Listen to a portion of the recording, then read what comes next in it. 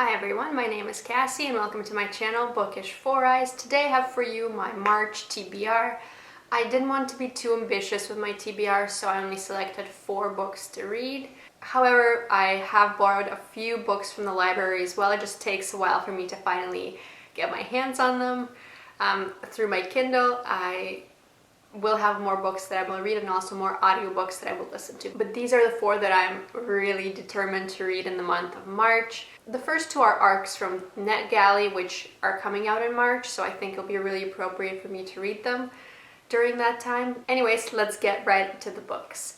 The very first one is called How Beautiful We Were by Mbolo Mbue, and this is her second book. Her first book is called Behold the Dreamers, and I absolutely adored that book. I think I gave it 5 out of 5 stars and I really loved it. So I was really excited to hear that she was coming out with another book. And this one takes place in a fictional village in Africa, and there is a Western company that comes in and pollutes the environment there, and this affects people in the village very significantly, and they decide to band together to stand up to this company that comes in and really takes a toll on all the people living there. I loved her writing and I could not put down Behold the Dreamers. I'm very excited to see what she comes back with in the second book. This year I want to try to read more books by authors that I really enjoyed but haven't picked up any more books since the first one. The next book that I'm looking forward to reading in March is called The Arsonist City by Hala Alian. This sounds like a family drama, and I'm always drawn to generational dramas and family dramas and all kinds of books about family dynamics, so this seems like a perfect read for me. This book is about a family who has their homes spread all over the world. Following the death of the father in the family, an idea of selling the houses comes up and everyone in the family is kind of against it, so they're really working to preserve those homes that the family shares, and there's a lot of drama that comes out, there's a lot of different tensions that come out, and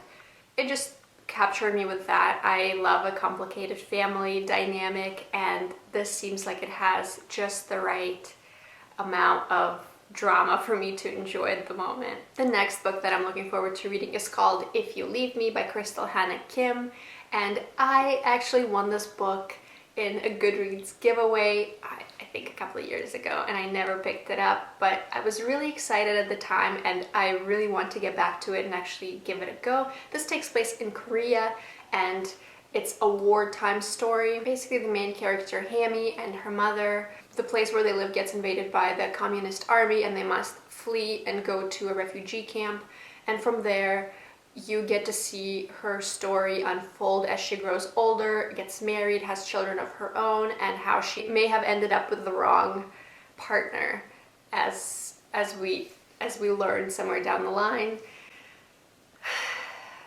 That kind of story always captures me because I like seeing a character, the main character's life from their childhood onto their adulthood and later years as well. So I really enjoy a story that spans someone's lifetime and really takes you on a journey where you get to see all the things that they've gone through, all the choices that they've made, and to see how it all unfolds in the end. So this sounds perfect. I haven't really seen anyone else talk about this book, but if you've read it and you liked it or disliked it, please let me know. I'd be happy to hear your thoughts on it.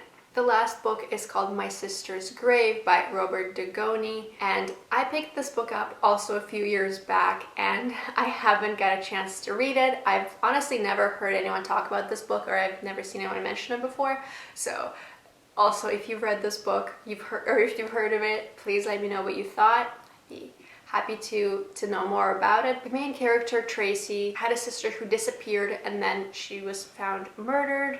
Tracy then becomes a detective and 20 years later ends up questioning everything that came to light during the investigation into her sister's disappearance. And we are told basically from the synopsis of this book that she thinks that the person who got convicted for this crime, she doesn't think he did it, and she thinks there's someone else out there who might be guilty of killing her sister. So this just sounds really gripping, really dark, and I would be curious to know more about it. Honestly, I haven't been reading a lot of thrillers in the past year or so, which is surprising because I absolutely love thrillers. But I think I'm ready to dive into the deep, dark world of thrilling reads, and just this sounds like a very dark and suspenseful novel, so I'm really looking forward to picking it up as well. So that's it for my March TBR. Please let me know if you're looking forward to reading any of these books, but also please let me know what books you're looking to pick up next month as well. Thank you so much for watching, and I'll see you next time.